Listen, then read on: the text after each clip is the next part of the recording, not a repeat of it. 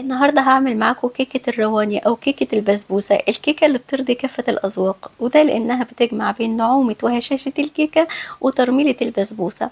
طعمها في منتهى الروعة والجمال. هعملها معاكم النهاردة بمقادير مظبوطة جدا جدا، هتطلعها معاكم هشة وطرية وناعمة وبتدوب في البق دوبان من جمالها. أنا متأكدة إن انتم ممكن تعملوها كل يوم، هي تعتبر كيكة يومية لأن مفيش حد بيقدر يستغنى عنها. قبل ما نبتدي وصفتنا الجميلة دي بتمنى من كل قلبي تعملوا لايك وشير للفيديو وتعالوا بينا يلا نبتدي على طول. هنحتاج ل3 حبات من البيض، لازم البيض يكون بره التلاجة قبل ما نشتغل بيه على الأقل يعني بنص ساعة، يعني لازم يكون في درجة حرارة المطبخ. هنضيف عليه 3 باكت من الفانيليا. الأول هنشغل المضرب علشان البيض كده يدخلوا الهواء ويتنفس، فبالتالي الكيكة هتبقى معانا هشة كده وعالية، مش هتطلع مكتومة. خلوا بالكم من النقاط اللي أنا بقولها لكم في نص الفيديو علشان هي يعني سر نجاح وهشاشة الكيكة معانا النهاردة. أول ما يبقى البيض بالشكل ده يعني بقى كده فوليوم ليه فوليوم، يعني معناه ان هو دخله كميه حلوه من الهواء. دلوقتي هضيف نص كوبايه من السكر ده لونه فاتح عشان الكيكه برضو يبقى لونها فاتح معانا. ده سكر حبيبات ما هوش سكر بودره. بضيف السكر شويه شويه وانا مشغله المضرب، وممكن على فكره تستخدموا الخلاط. اهم حاجه ان احنا لازم ندمجهم شويه كده مع بعض ونشغل المضرب او الخلاط شويه حلوين علشان نتاكد ان القوام بقى يعني هش معانا كده وعاليه وفيه هواء. ودلوقتي هنبتدي نضيف المادة الدهنية. هنا عندي نص كوباية من ميكس بين السمنة والزيت. أنا بحب أعمل خليط بين السمنة والزيت لأن الزيت بيخلي الكيكة هشة، والسمنة طبعا بتخلي طعم الكيكة يبقى غني كده ولذيذ، فأنا بحب أستخدم ميكس بين الاتنين. أهم حاجة إن هي نص كوباية من السمنة مع الزيت. بضيفهم بالتدريج زي ما انتم شايفين وإحنا مشغلين المضرب برضو أو الخلاط. هنشغله شوية حلوين علشان نتأكد ان الخليط اندمج كله مع بعضه وما يفصلش يعني. طبعا كل ما بنشغل الخلاط او المضرب حلو كده شويه حلوين، ده بيساعد على ان الكيكه تبقى هشه معانا ومرتفعه. دلوقتي هضيف نص كوبايه من الحليب. الحليب ده حليب فريش كامل الدسم ودافي، ما هوش بارد من التلاجة، ما ينفعش اخد اللبن من التلاجة واستخدمه في الكيكه. بضيف نص كوبايه حليب وهضيف عليها 3 ملاعق كبار من الزبادي او علبه صغيره من الزبادي. اهم حاجه ان الاتنين مع بعض يكونوا لي كوبايه كامله ميكس بين الحليب والزبادي. بضيفهم بالتدريج وانا مشغله برضو المضرب او الخلاط. اهم حاجه ان احنا لازم ندمجهم كويس جدا علشان الزبادي نتاكد ان هو داب مع باقي المكونات. احنا في المرحله دي بنكون مشغلين المضرب على البطيء.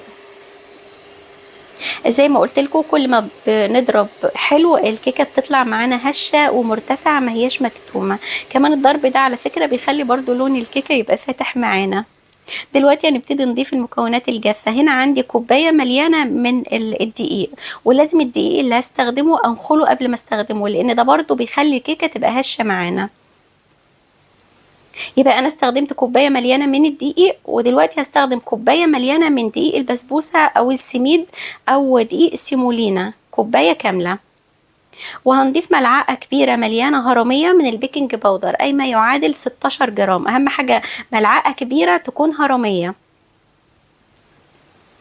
وبعدين هنضيف ذره ملح علشان تعادل الطعم بتاع الكيكه. واخر حاجه هنضيفها دلوقتي ملعقتين كبار من جوز الهند. جوز الهند بيميز كيكه الرواني، بيخلي طعمها مميز جدا جدا. لو في حد ما بيحبش جوز الهند ممكن ما يضيفوش على فكره، بس يعني نصيحتي ليكم جوز الهند بيخلي طعم كيكه الرواني مميز جدا غير اي كيكه تانية طبعا. دلوقتي خلاص احنا خلصنا شغل بالمضرب الكهرباء. طالما ضفنا المواد الجافه مش هنشغل المضرب الكهرباء تاني، هنشتغل بالمضرب اليدوي. ببتدي احرك الخليط كده بالراحة علشان برضو اتأكد ان هو كله اندمج مع بعضه. بصوا الخليط ما بيكونش تقيل على فكرة، لو الخليط لقيتوه تقيل الكيكة هتطلع مكتومة معاكم، فانتوا ضيفوا الحاجات دي بالظبط. يعني المقادير دي عايزة اقول لكم على الشعرة مظبوطة جدا جدا جدا. دلوقتي هجيب الصينية اللي هستخدمها وبدهنها دهنة حلوة من السمنة. انا بحب الكيكات كلها ادهن الصينية بالسمنة مش بالزيت، لان لما بتدخل مع الحرارة بتدي طعم حلو السمنة افضل من الزيت. كمان انا انا بحب ارش في الصينيه الاول كده شويه من دقيق السميد، بيخلي الكيكه من تحت تاخد لون ذهبي كده جميل جدا. عارفين اللون بتاع البسبوسه من تحت كده بتبقى فيها سنه قرمشه بسيطه جدا وناعمه كده، علشان كده انا بحط السميد في ارضيه الصينيه. ضفت دلوقتي الخليط بتاع البسبوسه او كيكه البسبوسه بتاعتنا، وبعدين بخبطها خبطتين خفاف خالص لان انا الصينيه بتاعتي بايركس، وبعدين بدخلها الفرن. هقول لكم على التسويه المظبوطه بعد ما نعمل الشربات. في الوقت اللي في الكيكه الرواني في الفرن انا استغل الوقت ده واعمل الشربات. ضفت كوبايتين من الميه ليهم كوبايه ونص من السكر، وضفت عليهم عصره ليمونه وكمان باكت من الفانيليا، ومش بقلبهم خالص، انا بسيبهم على نار هاديه كده خالص لغايه ما يبتدي الشربات يغلي. بقلبه تقليبه بسيطه عشان اتاكد بس ان السكر داب، واول ما يغلي كده ويبقبق هسيبه يغلي حوالي دقيقتين بالظبط على النار، وبس كده هطفي عليه النار.